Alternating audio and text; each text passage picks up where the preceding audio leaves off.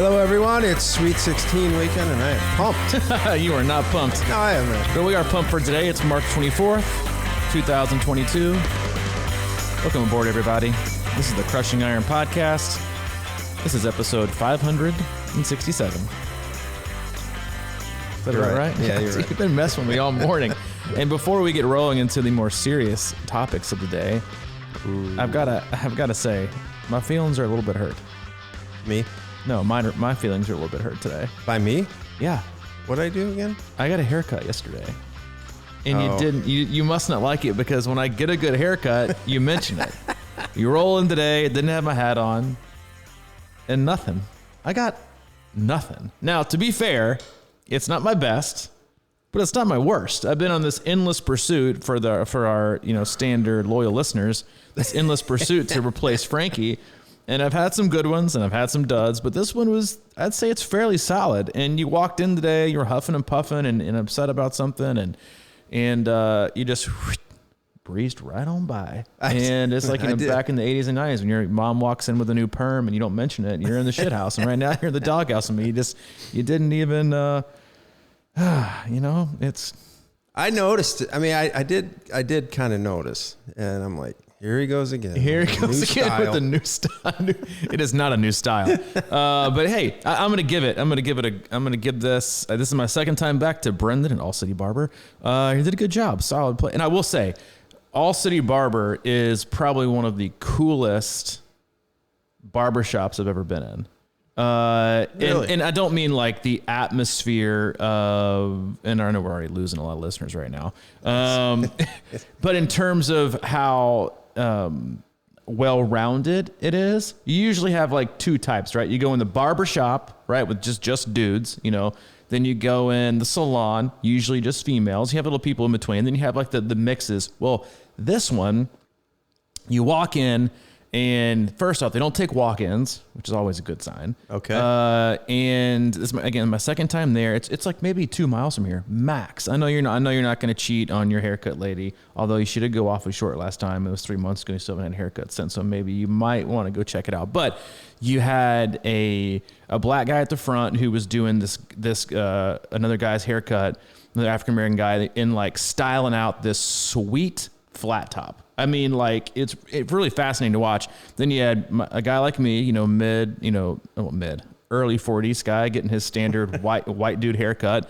Then you had a lady getting her haircut and then a lady getting her hair colored. It was all different. It was fascinating. You don't see many places like that. You have one or the other. I thought it was it was a nice place to be in. That's fascinating. Man. It is. It's as fascinating as cleaning your own. I think you're going to say it was like Charles Barkley's hair. No, it's not. It's not Charles Barkley's haircut place. But we'll get into some more. Do you ever miss your shaved head? No. No? No, I'll never, let's not go there. Back in the day, it used to be shaved head and shaved face, and that went out the door. And when I went to rehab like 8 years ago, it was grow my hair out, grow my beard out, and it hasn't changed since. I don't know that if I like walked in, or if I went to go pick up Hayden at school, my head was shaved and no beard, he would have no idea who I was. Yeah. And so I can't go there, but we'll go here. It's a beautiful day here in Chattanooga, Tennessee. Beautiful, crisp spring day. For those of us that are having spring, a lot of you are having winter right now, which, hey, it's disappointing for you guys. But again, welcome aboard. If it's your first time tuning in, welcome. We cover a lot of things. We cover a lot of life. We cover a lot of triathlon. We cover a lot of everything in between. We'll do swim, bike, and run specific podcasts. We'll do race recaps. We'll also do race previews, which are coming because we got a lot of races coming down the pipe with Oceanside 70.3, Texas 70.3 next weekend. So we'll dive into some of those next week. We'll also have on the occasional guest. We will frequently pop into our Facebook group, which is Crushing Iron Group. A lot of awesome people in there who are willing to give you their wisdom. So I'll pop in there, answer one simple question, we'll let you right in. We're not coaches. We're not coaches. We are not professionals by any stretch of the imagination. We are not experts either.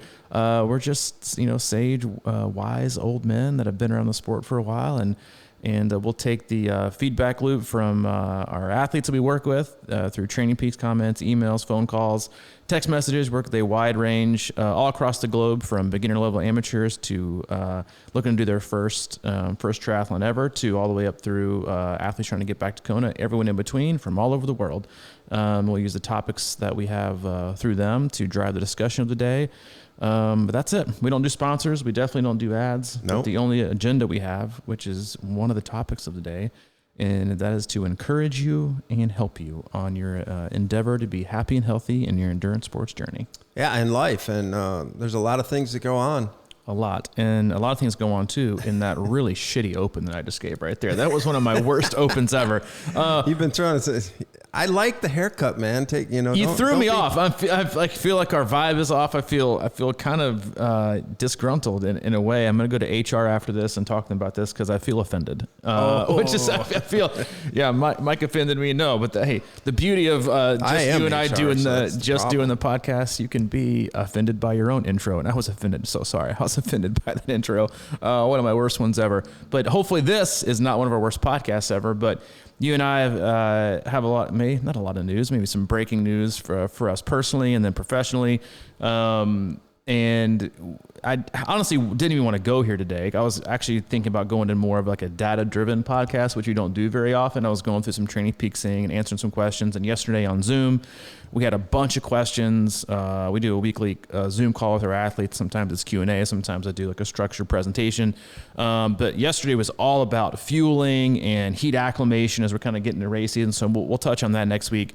And then obviously with the news we kind of sent out to our athletes this last week, and then a phone call that I had right before this, it was kind of like, hey, what a better day and what a better topic to get on today, which is, the courage to find your own happiness. And I had this conversation with an athlete right before you walked in the door, and you and I were going to discuss this, I think, anyway, at some point today or next week. But, is just the mere of a lot of people, I think, right now are making changes in their life, whether it's occupation or relationships or moving.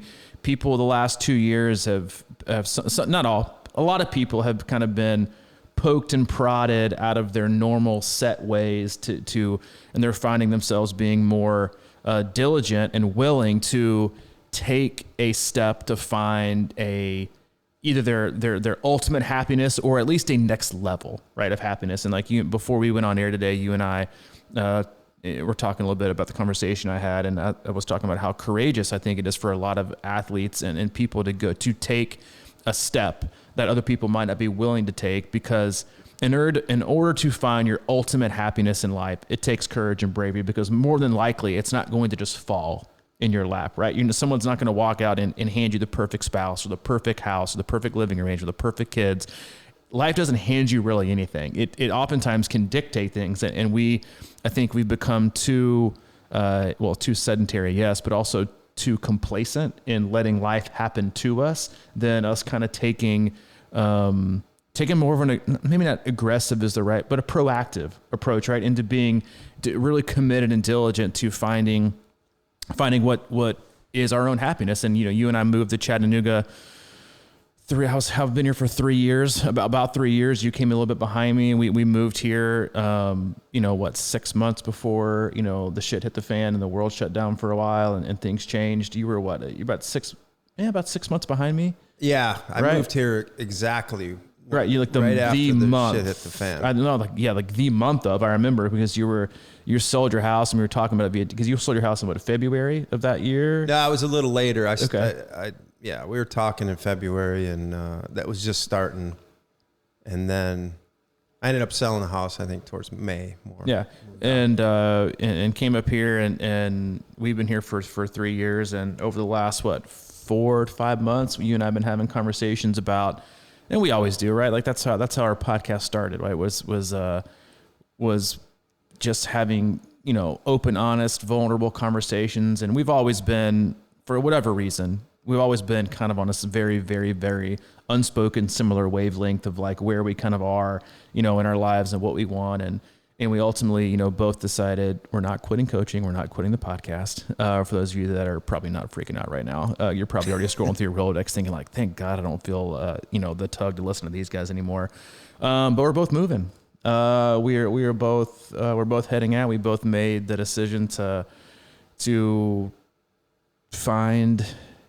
be more aggressive in what matters most, right, in life. And while we have a very, very, very successful training center here, which I think is probably going to, make people wonder or, be like, what are you doing? Like, why, you work Right. so hard to, and that was a question, right? My family asked me, like, what are you doing? Like, you worked so hard to build this and open this during a pandemic and during a time. And it's been super successful, man, like, what are you doing? I was like, well, yeah, we did, and it fit for me. I know, I'll let you do your own talking, but like for me, it was perfect for the time that we were in, right? It allowed us a great opportunity to work with athletes that didn't go to a gym or could come in and still connect in a period of time where people weren't connecting, right? So it was very, very timely in a wonderful fashion. It wasn't devastating. It was actually a huge perk and a huge plus for our business that we had it during that time. Right. We were very, very, very, very lucky. And to have that. And then we made the decision, like a few months into our lease to take the space for our own. So we bought the space on our own so we could not be tied to it. We didn't have to answer anybody. We could make whatever moves we wanted to do down the road. Which is why we have the flexibility to do what we do right now. And so, I'm taking our family back to, Kansas City, which I talk fondly of all the time. And I've talked to you about it before. When I lived there and we moved back, that ultimately, for our son and for our family, they got great. I'm not going to go my sales pitch about Overland Park, Kansas, but it was the easiest, best decision without question to make for our family, and especially for Hayden and being an only kid. That's what matters most, is setting him up for a success in life and in providing him things that I want for him, that I know that I think that will benefit him greater. But yeah, so it's probably not breaking news or huge news to a lot of people who will never visit the hub, but yeah, it's still big. Yeah, it's a big news. I think, yeah, we were definitely on the same page. I was in Nashville 15 or so years after leaving Wisconsin area. And I was at the end. I was actually thinking about moving back then at some point. And then we decided to make a move here. And I always have loved Chattanooga. I remember talking to you one day, and I think I was caught in Nashville traffic for an hour and a half. And I called you and I'm like, dude, I said, I got to be honest, I'm thinking about moving to Chattanooga. And you said, I'm already ahead of you. And he had already been looking at land, I think. Yeah. And so that kind of worked out great because we always did love it here. I mean, coming down for races for 6 or 7 years. Do love it here. And I still love it. I think it's a great place. Just the timing of it for me was a little rough because it was the beginning of the pandemic. And I'm kind of, having this tug to go back home anyway. And now I'm here, and then it's really hard to meet people. And, as you get older, it is anyway. So the whole thing was kind of, and then over the last couple of years, I've been going home, here and there. And every time I leave, I'm like, why am I leaving? Because it feels right. So I brought it up to you, and you were kind of having the same feeling about like you said about Hayden and just building a community, and you have some good friends back there already. And so, yeah, it really worked out. It worked out good. I think it's kind of weird. It feels a little weird because it does feel successful. I mean, everything is going well. It's not like there's a forced move at hand here. It's just something that we're like, hey man, we did work hard to create an opportunity to do exactly what we want to do. And we, like you said in the email, and I reiterated, is like nothing's going to change really other than people can't come to this, commercial space. This specific one, yeah. And get in an endless pool and work out on a treadmill, you know? And we have, it's not like we're going to stop. We have a lot of really cool ideas moving forward, at least percolating. And I think we're looking for more opportunities actually to create, what I would say is more real connective opportunities through camps and things like that. Specifically our tri camps, but like you maybe off the baseline of our run camp, which we all really love, where people get together and they become really close friends and just genuinely connect over a 4-day time. So those are the types of things we're looking at in the future.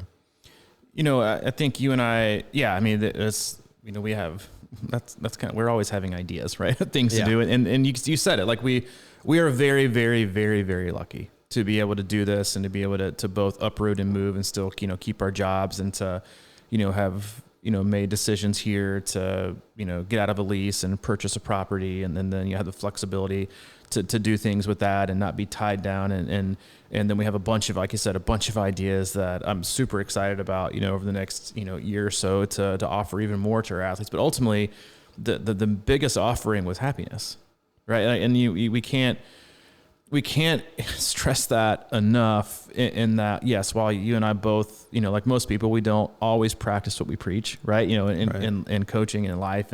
But as kind of reading through Training Peaks comments this morning and talking to athletes and stuff, I want people to be happy, right? Like I want our athletes to be happy. I don't, athletes just, they pour into their Training Peaks comments. At least most of the ones that we work with, they're very vulnerable when life is hard and when life, is great.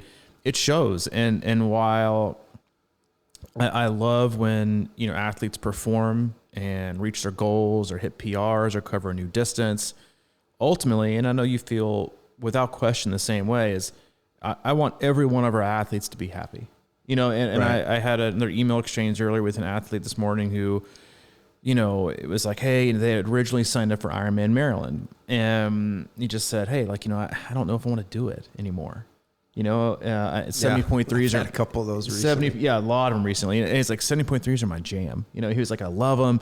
I love racing it. He was like, I like training more than like racing. It just, I'm not real pumped about it. What do you think? Do you think it's okay? You think I'm crazy? And I was like, listen, so much of life is a choice, right? And the great thing, while many triathletes don't approach this sport as a hobby that we choose to do, more like a professional that has to do it, that's, has to show up to practice and has to do this, and it's very rigid. We take it way too seriously. It's like, we have a choice, right? Every person listening to this podcast, you have a choice every day of what to do or what not to do, what decision to make for yourself, what decision to make for your family, or what not to do. And I just responded back and I was like, listen, do what makes you happy, right? Like,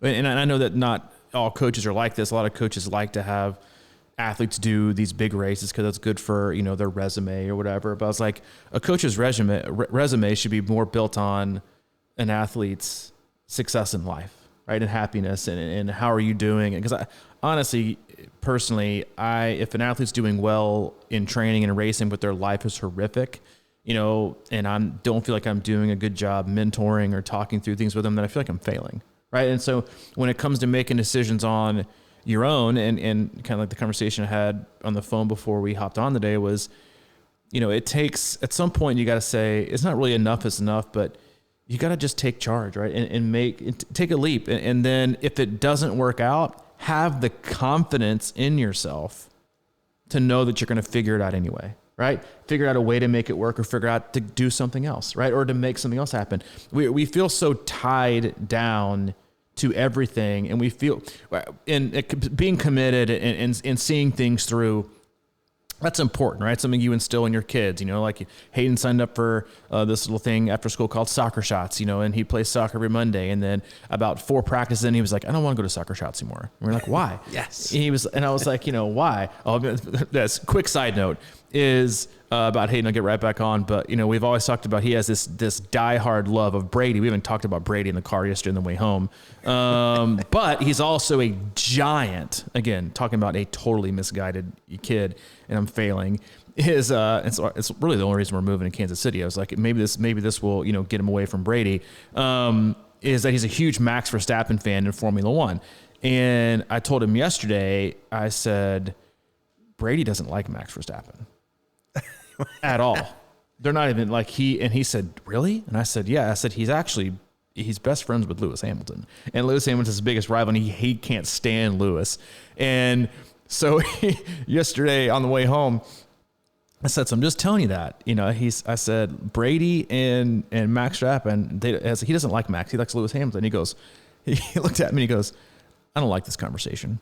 So I was like, but I'm getting him to it. Anyway, so he said, you know, I don't want to do soccer shots. I want to go to aftercare and play with my friends. I said, no, we're going to see it through, right? It's going to get 2 more weeks. You committed to it. We're going to see it through. You know, and I think that's important to, you know, to enlist, you know, or to instill that kind of, you know, thing into your kids, to see things. You can't just quit after one practice, or you got to commit and see if you like it. And if you don't like it after the season's over, then don't. As adults, when you sign up for races and we commit to things, we feel like we're nailed down, right? So we open up a training center, and I think we feel this. I think a lot of people struggle with this feeling of, I owe it, right, to something or someone, or what are people going to think if I don't do it? Either you're a quitter, or, you know, people are going to think, oh, well, it was only open for 2 years, it wasn't successful. And success is happiness, right? The ultimate success in life. One of my favorite Bukowski quotes is, the best revenge of all is to live a good fucking life. Right. And that, like, it doesn't have to be a revenge factor, but it was something that I read from him a long time ago that really stuck to me, was cancel out all the noise, cancel out all the chaos, and ultimately just do whatever you want to do to be happy. And it is becoming, I think, increasingly hard for people to make that leap because we're scared, right? We're what are people going to think? What are people going to say? What if it doesn't work? You know, like, what if it affects this? And it takes that. I know you and I both, again, talked before we went on air today, and the overwhelming response we got from athletes after email was, man, that takes a whole lot of guts. Like, some, you know, I can appreciate the courage, and it's not bravery, but the courage it took to make that leap, you know, and leave something like you built behind, you know, and while it probably seems like that, and is to an extent, you know, because we have some other things working on in the background, ultimately, you know, and we want this for our listeners, we want this for our athletes, is make the choices, you know, each day that is going to set yourself up to be the happiest you can possibly be, right? And that, what to me that also comes down to what's going to possibly limit the most amount of stress in your life, right? And if you have those opportunities and those choices, because life is very much, you know, I talk these analogy about the whack-a-mole game with, you know, with training. It's one thing, it's this thing, but life is the same, right? But certain things in life are way more stressful than others.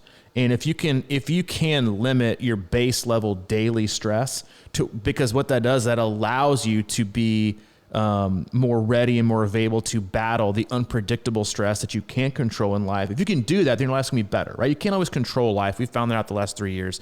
You can't always control it, but what you can do is prepare yourself and give you at least a base level, you know, kind of feeling and ability in life to battle stress. And I think that's honestly something that we're becoming very weak at, is battling stress and becoming resilient. And it doesn't come down to being tough, right? I think it's a myth. I think it comes down to knowing what makes you happy, sticking to it, and unwavering, you know, being unwavering in your own definition of what makes you happy, not caring what other people think, what other people want, telling people no, right? It's another huge thing that people can't do these days. They can't tell people no, right? That yes, I'll be there. Yes, like they overcommit to the extent where they're so stressed, they're not living your own life. You're living the life of 48 other individuals you keep saying yes to, and you're left each day exhausted and stressed because you have more commitments the next day, when really take some time for yourself, right? Like, do things that make you happy, and regardless of what it looks like, whether it's doing a race or not doing a race. Like, oh, what do people gonna say if I don't do an Ironman this year? I'm gonna lose my triathlon card. Who gives a shit, right? Do what makes you happy, right? Do what makes you happy in life, because ultimately that should be what matters most to you as a person, and that's what's going to stay with you for the rest of your life. Yeah, and that's not easy to do, man. I think there's so many distractions in the world, and this is a thing that's just been obviously big for me, is that it's so easy to get kind of like interrupted in your flow. And I do think that, you know, what we're doing can seem a little bit out there. I mean, we came in and set up this. I wouldn't even, you know, the thing, it's almost like we had a really good pizza business, and we're just like, hey, let's offer cookies on the side, you know, like a cool compliment to it. And then it's like your passion, your whole life is coaching or pizza in this analogy. And all of a sudden you start getting like lured into making cakes and you know what I mean? Like, it's sort of like, at some point you have to really kind of stay home in your bliss and your real passion and what matters to you. And I think in some regards, it's we could have, I mean, I'm sure you think this too, that we could have probably had people here all the time for the hub and everything like that. If we, but that creates that, what we talk about all the time is like this modern day, how are you going to scale it? How are you going to scale it? It's like, it felt like in a way, sometimes that it was, pushing us up in a way that we didn't really want to go up. It's like, yeah, you can always figure out ways to do more stuff. We can do anything.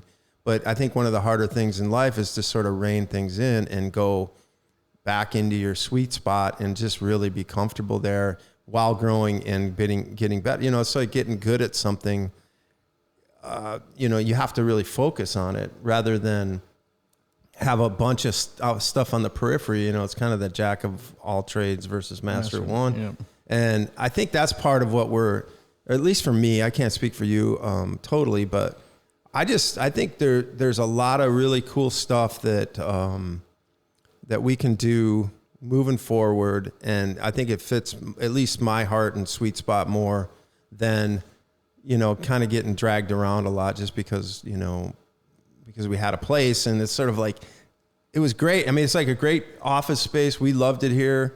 I mean, it's pretty awesome. I'm sure we'll look back and go, damn, that was pretty cool, but you got to move, man. It's like, you got to do what you want to do. And it's I had a conversation with one of my athletes, how he had moved away from his hometown and like all his people stayed there.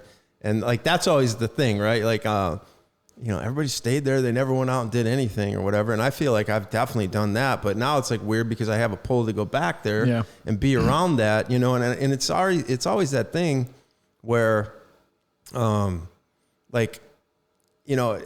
called or I sent an email to one of the golf courses because I've been wanting to play golf and stuff. I'm like, hey, my dad used to be a member up there for you. And then he's like, hey, I knew your dad. Like that connective piece is something that I've really been missing.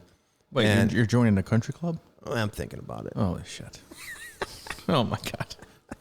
It's just a golf club. Yeah, things are changing. Things are. But You're joining. We can you're joke joining about a country that, dude. club. But like, it was something like, I don't know what. It would be maybe like tennis for you or something. Yeah. Like, that's just sort of been in me because I golfed.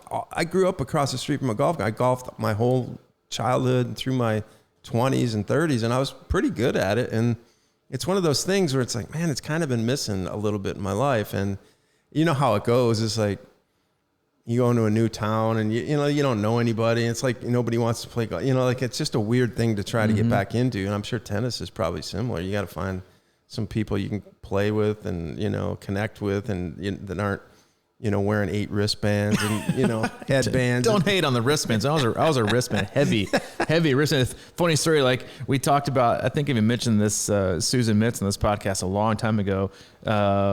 She played tennis, but with me in Overland Park, but her husband is the one who got us our house, but, in Kansas City, but no, listen, it's very, because of, our personal circumstances with life, I'm married with a kid, you're not, and you're a little bit older than I am. We're in different seasons of our life. Like we're doing the polar opposite, right? Mm-hmm. Like you're moving closer to family to reconnect and do those things. I'm moving further away from family, which was a big thing. My entire family lives in Nashville. But for me, it's that, and let's be honest, and I don't think it should be no secret, but we've also made a lot of sacrifices. Yeah. The last, 2 to 3 years. And it doesn't feel like a sacrifice because we love what we do. We love this podcast. We love coaching. We love our athletes. We love our team. We love it.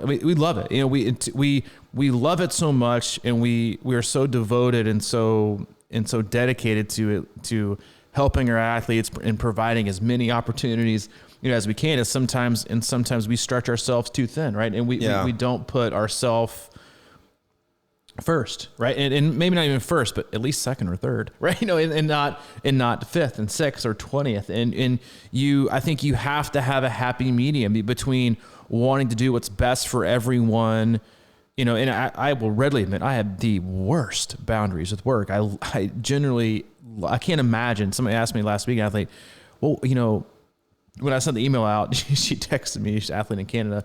She said, I'll just be honest. When you had big news, I skipped everything else, went right on the personal update to make sure you weren't retiring. I was like, no. She's about to sign on for like 2 more years. And I said, no, I'm not retiring. And she was like, what would you do? And I said, nothing. Like, I generally can't imagine my life. I can't imagine doing anything different than what I do, which is a blessing and a curse because I love it so very much. I feel insanely fortunate to do what I do for a living and to work with amazing people and watch them grow and hear about their life. And like, it's just, it means the world, to me. Like another athlete that coincidentally also lives in Canada, but used to live in New York, worked there for 4 years. Remember we started working. I remember our first phone call. I was Hermitage, my office there, and she interviewed me like 4 times. Arch, I'm talking about you. And it just lives this fascinating life of what she does for work. And she has such a hard time balancing work boundaries and making time for herself. And, I'm always like, make time for yourself. And then at the same time, I'm like, Robbie, make time for yourself. And I don't do it. Thanks. But she emailed me last week with some fairly large news.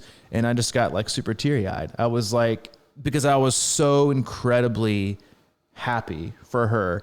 And to be able to have those kind of connections and know people for such a long, a lot of our athletes have been with us for 4, 5, 6. We've got some that are 7, 8, 9 years. It's just, I'm so fortunate to do it. But at the same time, you always, and obviously like, Hayden being an infant and 2 and 3 and 4, like the demands aren't really different. And now that he's older, he wants to do things. He's gonna have after school sports, to do and things. I don't want to miss a beat. Right. And that's one of the things that as much as I love coaching, there's nothing more in the sport I love more than being a father. And I don't know why I'm starting to get emotional. Sometimes it gets lost on me that, like if he'll be running around Chattanooga 70.3 and like all these people will absolutely know who he is because we talk about the podcast all the time. Mm-hmm. I got more text messages last week when Brady came out of retirement than I did the entire 2 weeks from athletes asking about Hayden if he was pumped for Brady. And, so it's not lost on me that one day he might, listen to these and how I talk about him and that, that moving is, leaving this place and Chattanooga is great. It's got a lot of awesome, things. I'm sure it is a great place to raise a family for some families, but for me and for us, there's a few things in life I've always wanted. I'll never forget driving down Knoll Avenue. I remember exactly where I was. It was the first week I was living in Overland Park before Hayden was born.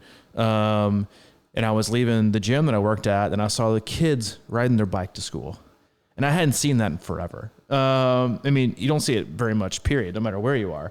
And I remember thinking, man, I would love for my kid one day to be able to ride his bike to school or walk to school with his buddies, right? And nothing wrong getting on the bus and, going to this, but I was like, I want that. Like I remember doing that when I was a kid and it was the best. Like you just walk home with your kids.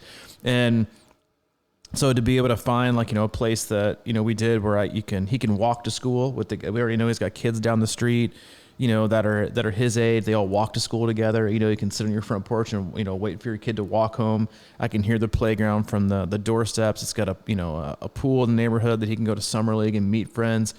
And, so when it comes to like not putting yourself first and putting, your kid first and wanting what's best for him in life and to provide him, a better opportunity, especially as an only child, it's a no-brainer. Everything else takes like the biggest, most giant backseat, and they don't feel like sacrifices, right? Anyway, it doesn't matter. It's like, oh, was it hard? I was like, no. Like when you think about the reason behind the move and it was like, and also friendship and having other people, because it makes everything else in life better. I still have more friends there than I have anywhere else combined. From the nature of my job there, managing 2 gyms, you knew everybody that went. Like, last time we went, like I told you, I was like, I extroverted more in like 72 hours than I had like in this last year, meeting people, coming back to, going out to eat, going on runs.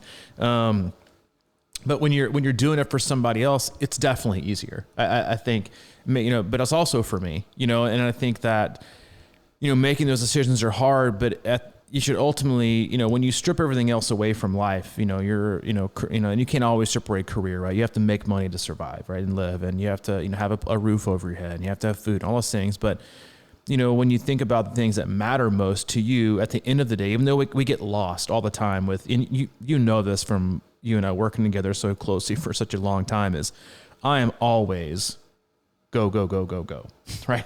Yeah. What about this, right? I think we can do more, right? I think we can do this. I'm always, it's not about scaling. It's about what else can we do for our athletes? Like, let's do something else. And a lot of times you're like, just, which is, we're the perfect, while we're so similar in so many ways, we're also perfect yin and yang because of the different stages we are in life. Like, you're like, well, let's just slow down just a little bit, and I'm like, yeah, you're right. Cause we do, I don't say we overcommit, but we love what we do so much, and we're so passionate about it that sometimes we ourselves get lost, right? In making time for ourselves, and whether it's racing or training or we just take, caring for people, like we do is a gift, but also can be a curse, right? Because you care so much.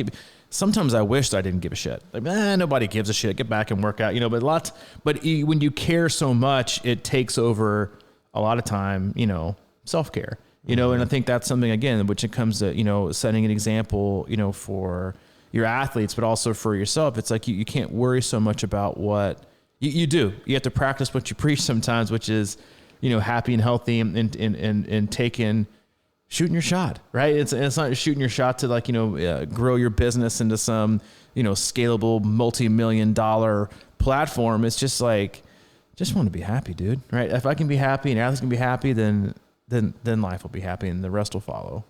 Yeah, that is a weird one. We definitely have so many similarities and think on the same page all the time, but we are in different places in life. But I've been through, partnerships before, and we had talked about this, like, hey man, we've got the greatest thing here. Even if we kind of want to go our own way and everything, let's just keep it going, and because we're good for each other. It's like we're a good balance, and I think that's a lot of things. So a lot of times that gets lost. You look at like a company like Apple, and Steve Jobs and Wozniak were totally different people, but they were both so perfect for each other in that business. And then of course that whole thing had to break up and go weird and everything. And I've just see that all the time. But we've got this thing going where we're to say, hey, we started this separated from each other, over the podcast, and it built up that way. And even when we were in Nashville, we were doing the podcast remotely and stuff like that. So it's similar. So yeah, but like I'm going back to a small town, at least for now. And I'm going to see, my thing is like, I'm trying to simplify life. Right. And when I'm simplified, that brings the pure me out. And I've often talked about life as sort of this weird journey back to the womb. And it's like you're comfortable, you're like all about the family and the connection and whatever, and then you kind of go out and go crazy and figure it all out on your own and decide what works and what doesn't work. And 20 years ago, I ended up leaving.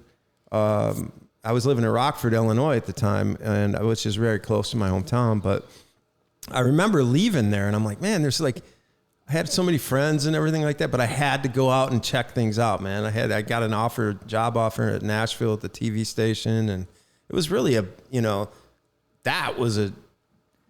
felt like a courageous move. I mean, It was like, I was leaving. I didn't know anybody in Nashville. I had no idea what was going on, but I just had to kind of spread my wings and see what happened. And so many great things happened and everything like that. And I remember my cousin a long time ago, he's like, he was older than I was, and he goes, yeah, such and such just came back to Beloit, where I'm going. And he goes, they all come back. They all come back. I'm like, yeah, whatever, dude, I'm out. Yep. And then, and then you sort of go through this life, and then you just figure out what little things are important, and, how, I think that when you get into, I've had, because I said when I moved here, I was kind of not like all in. I mean, I was all in on the move, but like in my head, I'm like, man, I think eventually I'm probably not I'm ready to kind of get back. And so I've kind of had a little bit of a foot out the door in a way mentally. But whenever I go back, I kind of feel a little more grounded. I think that makes me a more, like creative, passionate person and more comfortable. And like, I'm really excited to see, because me, I was always a kind of in that creative world and like making, like video and doing different stuff like that. So I'm really excited to see what kind of, evolution my coaching takes, actually, because there's a lot of possibilities there that I've been thinking about, but I just sort of haven't had like the complete energy for it, because especially over the last 4 or 5 months now, because we're sort of in a transition again. And, it's so much easier to stack happiness on top of happiness. Well, yeah, if you're like calm on the surface, right? You got a nice foundation, you feel secure in the base of everything, rather than sort of like just being pulled around all over the place like that. Yeah. And I think that that's one of the things that I'm mostly excited about, is like sort of just getting some of that different mojo that I know is me inside to come back to the surface. It may be in a different form, and I think it will. I think all of our life experiences make sense, and they're there for a reason. And I've been through a lot of stuff, man. Like I think I have a lot of like different options that I can kind of pull together and create sort of like, I saw this, and I can't remember if we like Apollo Ono or not. I mean, yeah, as a skater, you got to respect the guy, right? For sure. Yeah. And then I don't know that I appreciated chocolate milk handing him and Heinz Ward a ticket to Kona. Yeah. Yeah, I didn't like that. But he had I saw an interview with him yesterday, actually. It was called Hard Pivot, the book he's written. And I just found it really fascinating how he went through this whole life of, skating since he was 14 or whatever, nonstop. And then he won all these gold. He's the most decorated, I think, Winter Olympian ever, is what they're saying. But anyway, but he wrote this book called Hard Pivot, and he's like, because he didn't know what he was going to do after, because everybody's like, just go to Hollywood and be a somebody, like, he goes, no. So he wrote this thing about like, he totally has changed his whole life into this thing about gathering everything from his past and then transforming it into ways to like help other people find their passion. And that's kind of his new angle, which I thought was really great. And he had a really great quote in there too when they were talking. He said, they were talking about like success and everything like that, and how people are so looking for hacks and everything like that. And his quote was, "The work is the shortcut." And I just thought that was really awesome. But I just kind of thought that really was appropriate, because a lot of times people are sort of they go. I think like you opened it with this, and it's sort of like people are in a place right now where, they are. They've gone through some stuff, and the rocks have been breaking up, and we're looking for new kind of moves or whatever it is. And it's really a great time to kind of, explore that and figure out who you are and take what you've learned in the past, and it all matters, and sort of just reshape it and create a new, period of your life, I guess. Yeah, I mean, like I was saying about, stacking happiness on happiness, it's always easier to do that, right? Than stacking failure on top of happiness and failure. Because uncertainty, like that's what people have been stuck, right? So much the last 2 years, like, I don't really want to make a leap because you don't know what's going to happen, right? And you're kind of on the defensive, right? You're like, I just want to step put, be comfortable, as comfortable as I can. I don't want to call it, because listen, moving no matter what, even if it's to a new place, is still stressful, right? Yeah. Good stress. You find the new. Listen. There is nothing more stressful than walking to a new grocery store, right?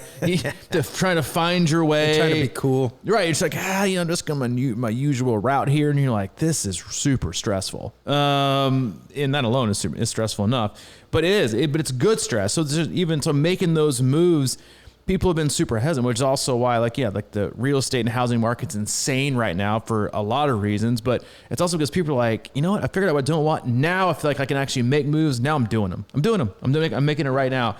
And I do think it takes, I think everyone has that in them. But I think kind of going back to the conversation I had, with the athlete before this was, and if you don't, you can figure it out, right? It's like we're not concreted. We're not as committed to having to do so many things in life as we make it out to be. I have to do this.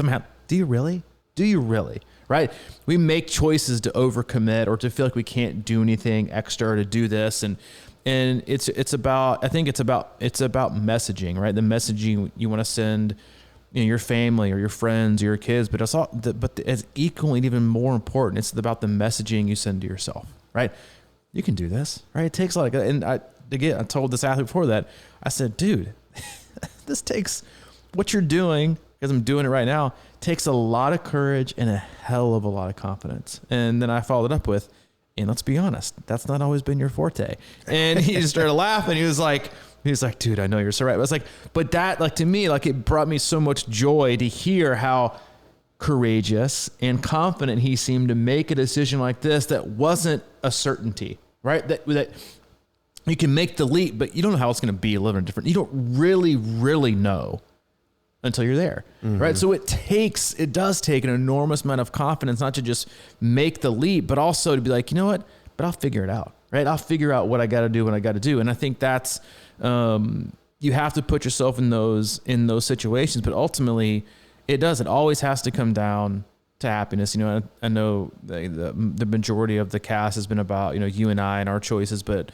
I also want to make it very clear to, you know, the athletes that we work with and to the people that are listening, is that that's also what we want, you know, for you guys, right? And then like, there's, yeah, like, you know, do I love getting the emails from athletes that, you know, say, hey, you know, thank you for this because I've gotten faster in X, Y, and Z, or this part. We appreciate those just as much as we do anything. But the ones that I know I appreciate the most and that are the most gratifying and the most fulfilling are the ones that are, thank you for helping me change the approach I've had to training in life. I'm so much happier. I'd rather see I'm so much happier over I'm so much faster any day of the week, because to be honest, happier athletes become faster athletes, right? And I think we have this unhealthy relationship by becoming faster will make me happier. And that's not the case. The happiest athletes are the fastest ones. You know, they are the fastest that they can be and that they want to be, because they don't care as much. They're happy with all the things that are going on. And so put as much energy, right, into finding out ways. And you know, I'm sure many people listening are like, my life's already pretty much the jam. You know, well, good for you. You know, but you probably made steps to find it, right? You probably took risks to move across the country, to do things. And you know, my family's like, what are you doing? Like, you're moving far away. But it's about, to me, moving away from my entire family. Again, lives in Nashville. My mom's divorced, my sister's there, and you know, you're like, yeah, but I should, you know, I think you always have that. Everybody, I think, always has that tug that's like, yeah, I want to stick around for family. I'm gonna stick around for family. Nothing wrong with that. But at the same point, you can't do that to degrade your own level of happiness, right? And that's a message I always want Hayden to know too, is like, you know, and I might erase this podcast when he thinks about moving away. It's like, you know, if it makes you happy, go for it. No matter where it is and what you're going to do, go for it, you know, because exploring what makes you happy is what leads you to your ultimate, because some things won't make you as happy as you think, right? And that's when you pivot and find something else out to do it. Kind of like what we're going through right now. Training center, love it. I love working with athletes on hand, and we're both super excited to do, you know, different things in terms of, you know, being hands-on and working with athletes in our own, you know, unique individual ways. But that's what you take what you love, you strip away the things that didn't work, and then you keep adding on to it till you find that ultimate level, right? You don't have to always take the other shit with you. You can just kind of let it go, figure out what worked, and not work just, you know, work from a business perspective, but also work for you personally, right? And like, all right, strip that away, add some more of this. Strip a little bit this way, add more. Take the meat, leave the fat, right? And that's kind of how you have to approach all things in life. It's, and, you know, again, that goes with work and with training. It's, you know, this worked, this didn't work. This worked, this didn't work. Just don't blindly follow. Figure it out, you know, but ultimately just be happy, right? Or at least be on a pursuit and is dedicated to finding out your own happiness. With anything in life, take risks, take a leap, shoot your shot. You know, who gives a shit? You know, just go for it. You know, and it'll probably work out. And if it doesn't, you'll learn something from it to figure out the next best shot to make. Mm-hmm. Yeah, and I think happiness can kind of be associated with being free in a way, and grounded and at home. You know, you text me from Kansas City after you went out to visit, and I said, "How's it feeling?" You said it feels like home, and I think that ultimately is where I'm at. I haven't, you know, the last few years, I felt a little unsettled about that, you know, at a low level. because I knew that something was missing or whatever. And I think once I can make this comparison to, we talk about racing all the time. If you're happy, if you're feeling good, if you're, rested and comfortable and content in your environment, I just think you're going to race better, and you're going to train better and all these sorts of things, because you just feel, it's a psychosomatic kind of thing, and it's your stress levels are down, and those types of things matter, man. And, like I always tell people, man, like most races I would probably bet that I'm severely undertrained for. And some I sleep better for, some races I sleep better for than others. And when I do, it's like when we go to run camp, I sleep like a baby over there for some reason. It's because it's out in the woods, and it's just like there's nothing around, and we're all kind of like, just being with friends and everything like that. And you're not as stressed or whatever when you go to bed. But I can get up and do incredible run things there, and like without even really being trained up. So let's think about that a little bit more, rather than needing to nail a 7-hour ride or whatever. Like let's just, let's take care of our body a little bit more, feel good, and then your body will deliver. Your body will. It's a proven fact. I read an interesting study today that athletes, a lot of people are measuring their HRV these days and keeping track of like how well they're recovering and their resting heart rate. And athletes who live out either in or around nature, or like, a little more, spaced out places, they have a naturally higher HRV than athletes who live in a big city. Dude, I think that's probably the most underrated thing. And you read it and you're like, listen, so much of the science and things you read, and like I was going through this in like the common sense area in our Zoom call yesterday, was like, so much of it is just common sense. Start out with mastering the common sense in life before you get into the weeds of the science. They're talking about heat acclimation, all these kind of things. I was like, listen, first, before you like dive deep and get caught and lost in the weeds where you gain nothing of the science, master the common sense first. And like when I read that, I was like, oh, no shit, right? I was like, at first read, I was like, that's fascinatingly predictable, right? It's because yes, like I can't imagine living in, a big, yes, my heart rate would be jacked, sirens and I mean, you've had that here, right? To an extent, like, just busyness. Yeah. To an extent, it's like, it's like the common sense, right? So the more you can free up that energy to have a lower base level line of stress, or you can call it a higher level baseline of happiness, the more resilient you'll be to the unpredictable stress that life has. Right. And so do those things for yourself. We're not perfect. We're not always the best examples, but we're trying. We hope you try too. As always, go to our website, C26Triathlon.com. It's our one-stop shop for all things coaching, camps, and community. So looking for coaches for this upcoming year, just click on the coaching tab and check out the roster of coaches that we have. Find a flavor that fits you best. If you have any questions for Mike, he is at crushingiron@gmail.com. If you have any questions for me, or to give me a 1-star review of my intro today, you can email me at c26coach@gmail.com. Yeah, and I will be coming back to Wisconsin, so I know we have a lot of listeners up there. So Ironman Wisconsin is at play. Yeah, it's in the mind a little bit. So don't look at me. You get ahead of me, because I get a hold of me. Let's get together. I'm going to probably be up there riding a little bit. So just don't roll up with a new fucking haircut and expect them to appreciate it. Dude, that haircut is looking good. Are you going to show up, and don't try to dig yourself back out of the hole. Are you going to show up to these bike rides with like a Master's jacket on? Are you one of those like prestigious like country clubs? Get together and golf a little bit. Wisconsin's got some of the greatest golf courses in the world. Are you gonna? So you didn't know that. So in a few months, I did not know that.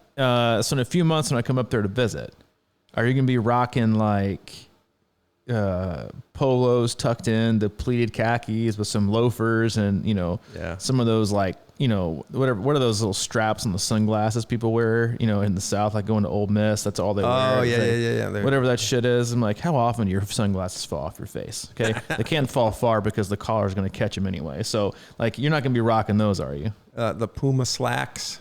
You're going some Puma slacks. Yeah. Oh, you already have some? No, I don't have anything. Oh, okay. When was the last time you golfed? It's been a while. it's been a while. Yeah. So you may want to hit up the old practice tee before you head up on the country club green. Yeah, I'm not going right into it. I think my shoulder's back to. I couldn't really swing for a while, so. But yeah, I can probably putt. Yeah, I can putt too. That's about it though. Never been on a golf course in my life, and don't really. That's right. You never been on a golf course in my entire life. You could have been on the Turali Hills golf course. Yeah, I could have been. Well, back in those days, I was too drunk by the time you guys. I know. I was wondering why, because you were invited. You had an invite to the Open. Yeah, the Open. I used to. It was like 3 o'clock in the afternoon or something. And I was already shelled by then. Oh, dude, we got.